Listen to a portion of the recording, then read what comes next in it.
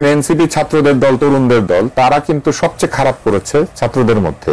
এই ডাকসু চাকসু ভোটের মধ্যে তারা নাই, তারা একেবারে হারিয়ে গেছে। তারা তাদের নিজেদের সমর্থিত একটা ছাত্রদের দল ছিল, ওটার নাম বদলে দিয়েছে, আরেকটাকে বিলুপ্ত করে দিয়েছে। এবং তারা বলেছে আমাদের কোনো সমর্থিত ছাত্রদের দল নাই। অথচ তাহলে নাম বদল হয় কেন, তাহলে এই দলটা বাতিল হয় কেন? এগুলো কোনো সঠিক উত্তর দিচ্ছে না। যারা ট্রান্সপারেন্সি চায় তাদের নিজেদের কাজের মধ্যে ট্রান্সপারেন্সি নাই। আমি গতকালই দেখেছি একটা ভিডিওতে হান্নান শাহ মাসুদ একটা টয়োটা স্কয়ার গাড়ি থেকে নামছেন। এই গাড়ি কেনা খুবই কঠিন, 1 বছরের মধ্যে এটা কিনতে পেরেছেন। তারাই কিন্তু দাবি করেছিলেন সবার অ্যাকাউন্ট খুলে দিতে হবে, কে কোথা থেকে আয় করে জানাতে হবে, সকল হিসাব দিতে হবে। কিন্তু তারা নিজেদের হিসাব কি দিবেন ইলেকশনের আগে? এই গাড়িগুলো কি সব বড় ভাইদের গাড়ি? এই প্রশ্নগুলি ভোটাররা করবে।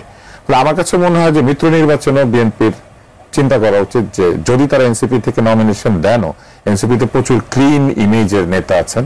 আমি মনে করি যে বিএনপি সেই ক্লিন ইমেজের নেতাদেরকে সামনে আনা উচিত, যাদের গাড়ি নিয়ে প্রশ্ন, যাদের দাদার সম্পত্তি নিয়ে প্রশ্ন, যাদের এলাকাতে বিনিয়োগ নিয়ে প্রশ্ন, যারা দল করার আগেই বাংলাদেশের ভাবি প্রধানমন্ত্রী হিসেবে প্রেস সচিব ঘোষণা করে দিয়েছেন।